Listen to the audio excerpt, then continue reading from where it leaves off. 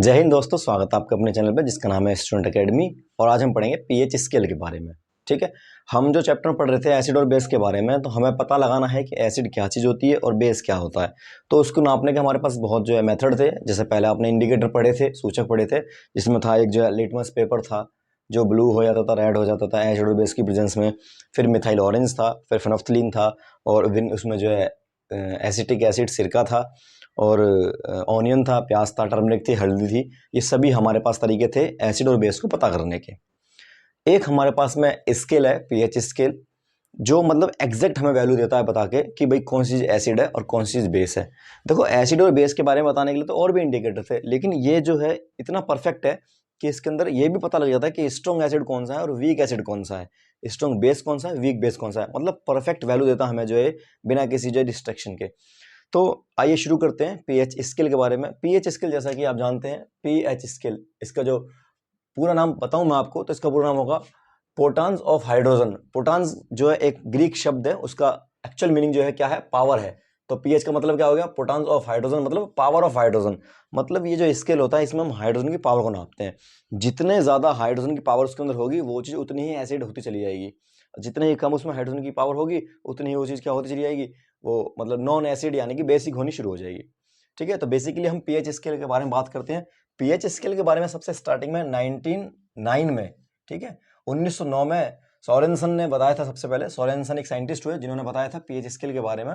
उन्होंने सबसे पहले बताया कि भैया पीएच स्केल एक स्केल है जिसके थ्रू, जिसके माध्यम से जो है हम चीजों को नापते हैं, मापते हैं। ठीक है, तो 1909 की बात है, नाम है इसका पीएच स्केल। इसका नाम पीएच स्केल ही क्यों पड़ा, तो पीएच स्केल का नाम इसलिए पड़ा क्योंकि पी से होता है ये पोटान्स यानी कि पावर ऑफ ए हाइड्रोजन, और स्केल हमारे पास एक जैसे हमारे घर में स्केल होता है, स्कूल में बच्चे पढ़ते हैं, वैसा ही सेम स्केल है।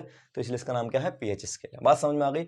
हाँ, इतनी सी बात मैं बता दूं आपको नेक्स्ट कि acid solution have axis of hydrogen ions, यानी कि जो एसिड हमारे पास सॉल्यूशन होते हैं, जो अम्लीय हमारे पास में विलयन होते हैं, जो खट्टी चीजें होती हैं, उसके अंदर H+ आयंस की मात्रा बहुत ज्यादा होती है। वहीं बात करें बेसिक की यानी कि क्षार की बात करें, क्षार यानी कि बेसिक सॉल्यूशन है वे OH नेगेटिव आयंस, यानी कि उसके अंदर OH नेगेटिव आयंस की मात्रा बहुत ज्यादा होती है। और दोनों एक दूसरे के इनवर्स होते हैं। अगर जो H+ आयंस बढ़ते हैं तो OH नेगेटिव आयंस जो है घट जाते हैं, और OH नेगेटिव आयंस बढ़ते हैं तो H+ आयंस घट जाते हैं। दोनों एक दूसरे के वाइस वर्सा है। आगे चलते हैं, बात करते हैं natural substance have a pH of exactly 7। Natural नहीं है, न्यूट्रल है, न्यूट्रल। तो न्यूट्रल सब्सटेंस का मतलब क्या है कि कोई चीज जब न्यूट्रल होती है, ना तो वो एसिड हो ना वो बेस हो, तो उसकी वैल्यू कितनी होती है पीएच स्केल पे, उसकी वैल्यू 7 होती है। ठीक है, यहाँ पे हमने 7 वैल्यू जो ली हुई है, ये किसको दिखाती है, ये दिखाती है न्यूट्रल को, और ये दिखाती है किसको, एसिड को, और ये दिखाती है किसको, बेस को। बात समझ में आ गई। यानी कि 7 नंबर पे एग्जैक्ट वैल्यू क्या होगी, न्यूट्रल होगी, ना वहां एसिड होगा ना वहां पे बेस होगा। Next, acid have a pH of less than 5, यानी कि सॉरी लेस देन 7, यानी कि 7 से कम होते ही, भाई 7 पे तो न्यूट्रल है, जैसे ही 7 से वैल्यू कम होनी शुरू हो जाएगी, जैसे ही कम होगी, चाहे 0.1 में ही कम हो, तुरंत वो क्या चीज हो जाएगी, एसिड हो जाएगी। यानी कि जब हम यहां से इधर चलेंगे तो चीजें कैसी होनी शुरू हो जाएंगी, चीजें होनी शुरू हो जाएंगी किस तरीके की, एसिड वाली। और जितनी ही दूर जाएंगे हम उतना ही ज्यादा एसिड होता चला जाएगा। ठीक है, यानी कि अगर जो 7 है, 7 से अगर जो हम एक पॉइंट इधर चलते हैं यानी कि 6.9 होता है तो एसिड है, फिर 6 होता है वो भी एसिड है, 5 होता है वो भी एसिड है, 4 3 2 1 0 सब एसिड है। लेकिन जितना दूर हम जाएंगे इससे 0 पाएंगे तो सबसे भयंकर एसिड होगा वो।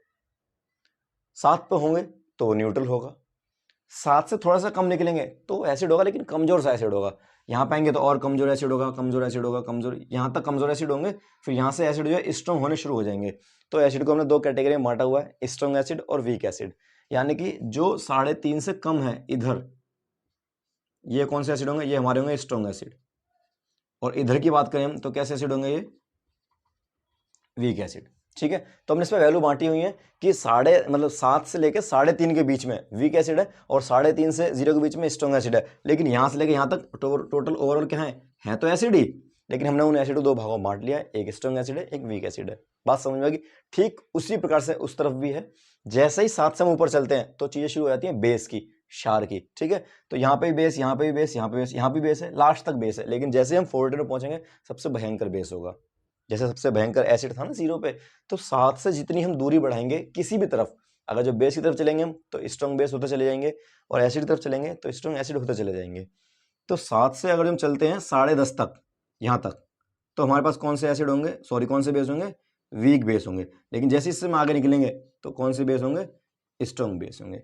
मतलब सीधी सीधी सी बात यह है कि इस दोनों के बीच की 3.5 से लेके और जो है हमारे पास में 10.5 यहाँ तक चीज़ें वीक होती हैं, क्योंकि दोनों 7 के आसपास हैं।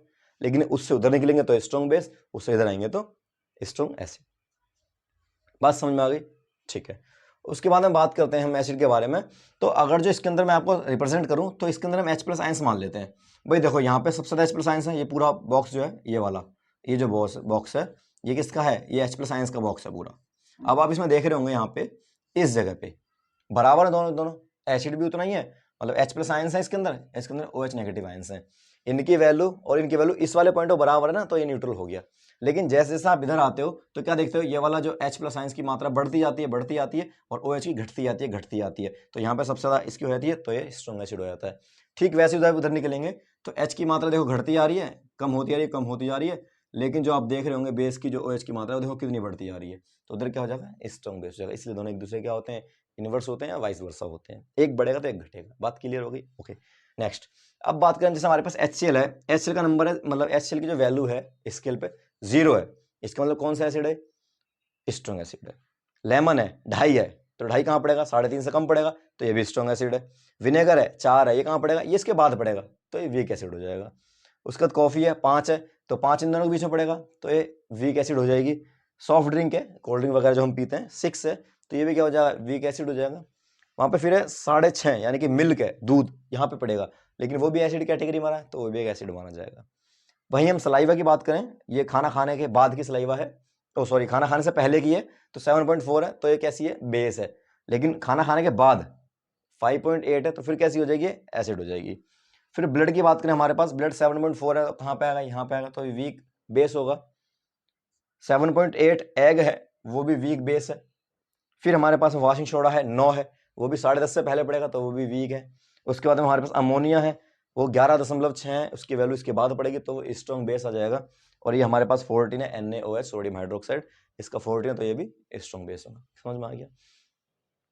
उसके बाद में बात करते हैं हम कि कई बार क्या होता है कि कलर के बारे में बात करी जाती है कि भाई कोई मान लो रेड कलर है या पिंक कलर है या ग्रीन कलर है, तो उसका पीएच पे क्या मान होगा, तो उसको हम थोड़ा सा आइडिया ले लेते हैं, बेसिक। अगर जो हमारे पास डार्क रेड कलर है, कोई सुर्ख लाल जो रंग, गाढ़ा लाल जो रंग है, तो उसका मान 0 होगा, वो एसिड दिखाएगा शो। अगर जो रेड है तो 1 है, ऑरेंज है तो 4 है, येलो है तो 5 दिखाएगा वो पीएच पे। और अगर जो किसी का जो हरा कलर है तो उसका पीएच पे कितना आएगा, 6 आएगा। और हरा कलर जो है, सॉरी हरा 7 पे आएगा, ठीक है।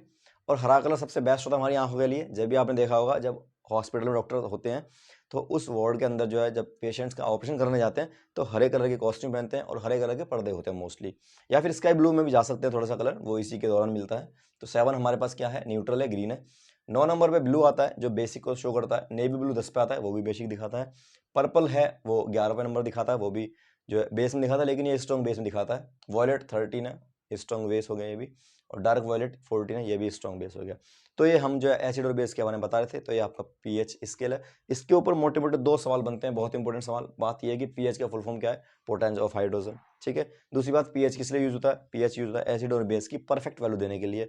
और तीसरी बात, पीएच स्केल के ऊपर 3.5 से कम स्ट्रॉन्ग एसिड, 3.5 से 7 के बीच में वीक एसिड, 7 से 10.5 के बीच में strong base, sorry weak base, और 10.5 से लेके 14 तक स्ट्रॉन्ग बेस, ठीक है। थैंक यू, मिलते हैं नेक्स्ट क्लास में। जब तक के लिए धन्यवाद। जय हिंद, जय भारत।